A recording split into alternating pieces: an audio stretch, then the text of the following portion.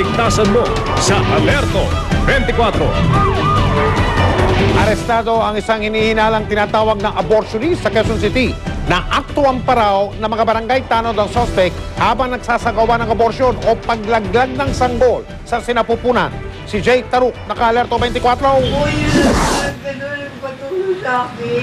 Napaiyak si Marilyn Torres, 47 taong gulang, sa loob ng barangay hall matapos siyang dakpin ng mga tanod sa sarili niyang tahanan sa 27 Gitna Street, Kaingin, Bukid, Quezon City. Isang concerned citizen daw ang nagsumbong sa barangay tungkol sa trabaho ni Torres, mag-abort ng mga sanggol. Barangay kami, buksan mo yung pinto. Bigla siyang nagbukas. Pagbukas niya, tinanong namin, ano mo ba yung babae? Anak ko yan, sabing ganon. Inakyat namin doon, nakahiga, ibinangon namin. Yun ang ibinaba namin. Pinaupo namin sa upuan kasi may dinudugo na siya eh. Ayon sa mga barangay tanod, nang mapasok nila ang bahay ni Torres, nakahiga na sa kama ang isang babaeng 22 anyos.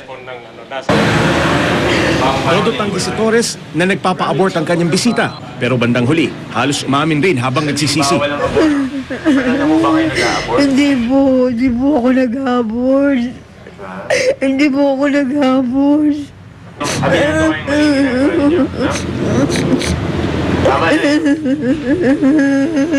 Nagsisisi ba kayo? Opo, nagsisisi po ako. Tindera raw sa Quiapo ng iba't ibang uri ng mga halamang gamot at manghihilot daw si Torres. Tingin kayo para kayo makita. Dinala si Torres at ang kanyang kalibin sa Presinto 1 ng Quezon City Police para imbestigahan. Sa bahay ni Torres, nakuha ang ilang pabalat ng Cytotec, gamot na kilalang ginagamit na pampalaglag. Nakakuha rin ng isang plastic na kutsilyo. May violation po yan ng, sa revised penal code, no? Na abortion po, mabigat po ang kaparusahan dyan. At titignan pa po natin kung ano pa po maaari natin makuha ng mga ebidensya laban po sa tao. Nasa ospital pa ang babaeng sinasabing nagpa-abort kay Torres. Hindi pa matiyak ang kalagayan sa ngayon. Si Torres naman at ang kanyang kalibin ay mananatili sa pulisya habang iniimbestigahan. Sa ilalim ng anti-abortion law, hindi lang ang abortionista, kundi pati ang nagpapa-abort ang pwedeng kasuhan. Jay Taruk, naka-Alerto 24.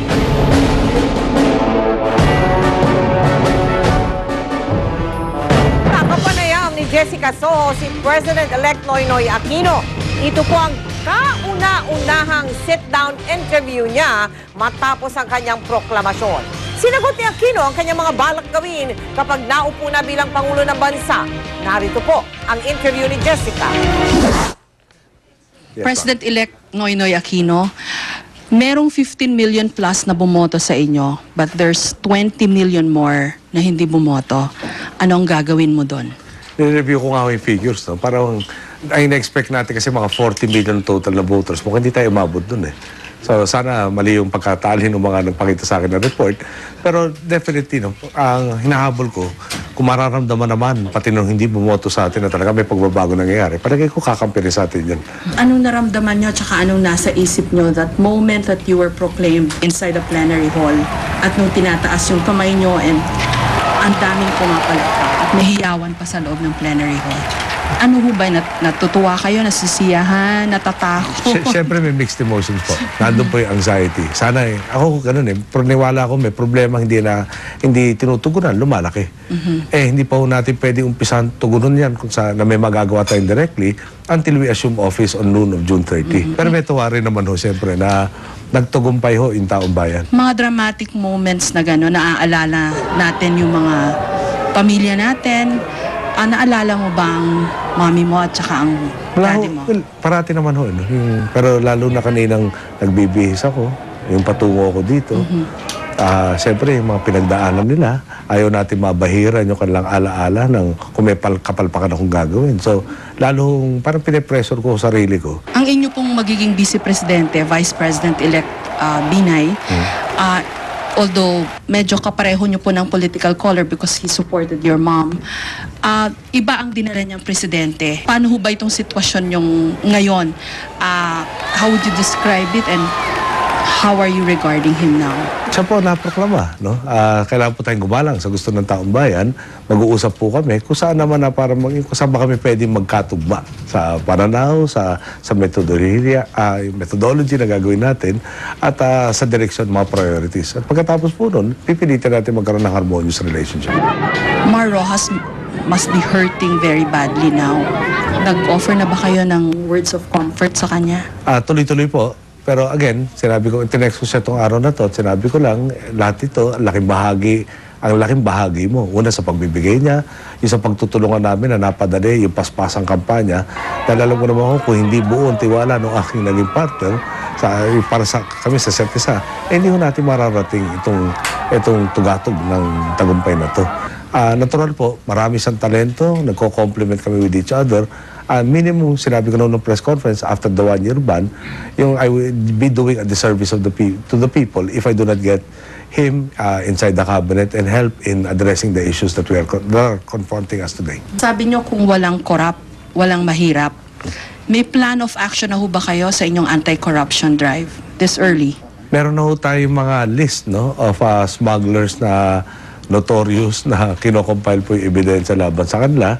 Nandun na rin po inutusan natin ang ating legal panels, no, na hindi lang ho maka-aresto pero hinahabol po natin magkaroon ng convictions. Kailangan po ng magsasample at hindi lang ho sa smugglers at marami pa ho. At any moment, isip mo ba sana nandito mami ko, nandito daddy ko? Yung, di ba sa tatay ko nung namatay, hindi ho niya naabot ay kasalang panganay namin. Kung yung punto na tulad ng sino mang pamilya, nakikipaglaro yung lolo sa mga apo. So, syempre, never na ho niya naranasan yun. Yung punto na nakakapahinga na siya, retired na siya, at maayos na yung bansa. Nanay ko, ganun rin ho, no? Para bang pwede masabi natin ganap na yung bagbabagong nangyari na talaga masasabi mong tama yung dinaanan natin, sunod lahat ng dinaanan natin. Thank you very much, President-elect Noynoy Aquino. Thank you for everything, Jess. Jessica Soho, nakatutok, 24 oras.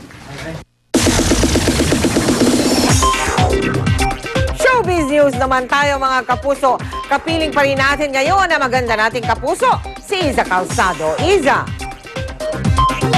Thanks, Mel.